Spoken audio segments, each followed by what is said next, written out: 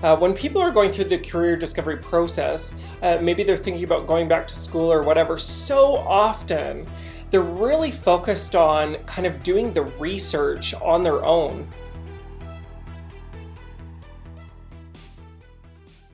Do you know what I've noticed about career and people who are trying to make career decisions? They do so in a silo without actually involving somebody in it. Oh my gosh, what does that mean? That's the most confusing thing I've ever said. Hello, my name is Christopher Lawrence and I am with ChangeMyLifeCoaching.ca, a life leadership and business coaching firm. My specialty happens to be in motivation, career discovery, and really just good old-fashioned getting you moving again. So here's what I notice about career. When people are going through the career discovery process, maybe they're thinking about going back to school or whatever, so often they're really focused on kind of doing the research on their own, but they're not actually involving anybody else in it. So I wanted to give you a couple of really quick tips about if you are out there looking for a new career, what are a couple of things that you should be considering.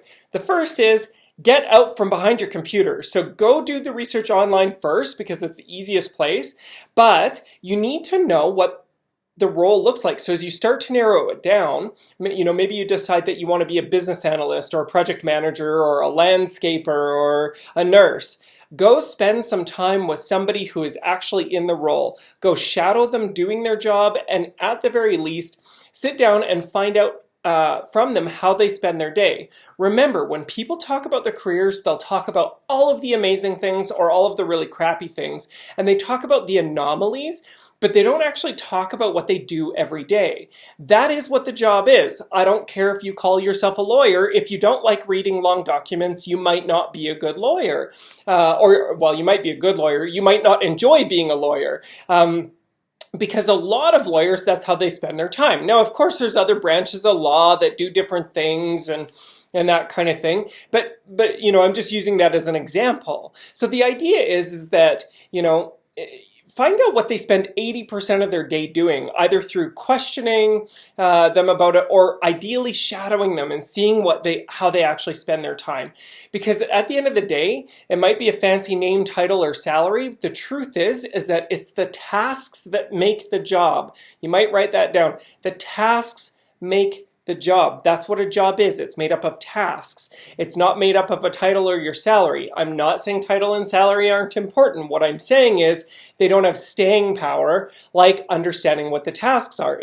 If let's say, your title was something really fancy like CEO, you're the chief executive officer of an organization, but the whole time you sat there and you were, just counting money.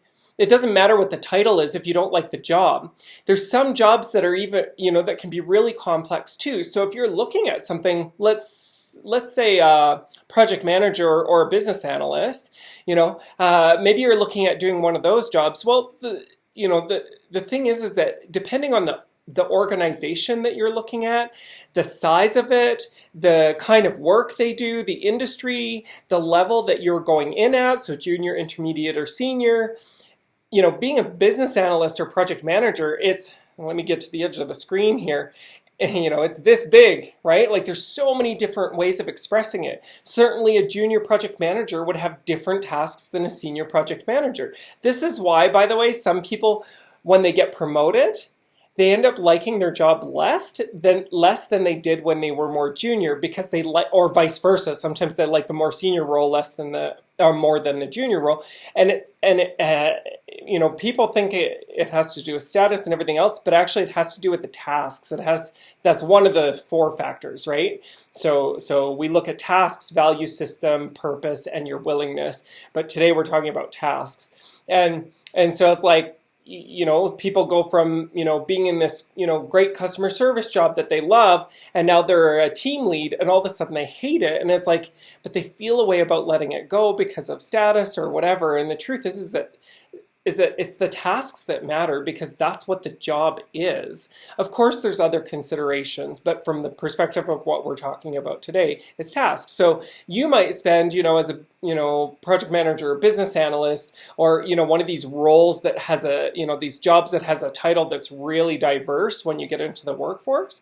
You might actually, spend time with 3 or 4 people in different, with that title in different professions, organizations, companies, or levels of seniority to find out what they actually spend their time doing. That's my 2 cents on this topic, folks. You can find me at changemylifecoaching.ca, and I'd love to hear from you, answer your questions. Tell me below about a role that you took that you thought was something that it wasn't. For me, it was business analysis, by the way. I took a role as a business analyst, and I thought it was something, and it wasn't. And that was mostly actually because of the organization I went into in that role. So look past the job title, spend some time shadowing or at least interviewing people in those roles and ask them what they do. What does 80% of your day look like? What do you spend your time doing? And if they don't include meetings, they're probably lying. Okay, talk to you later. Bye!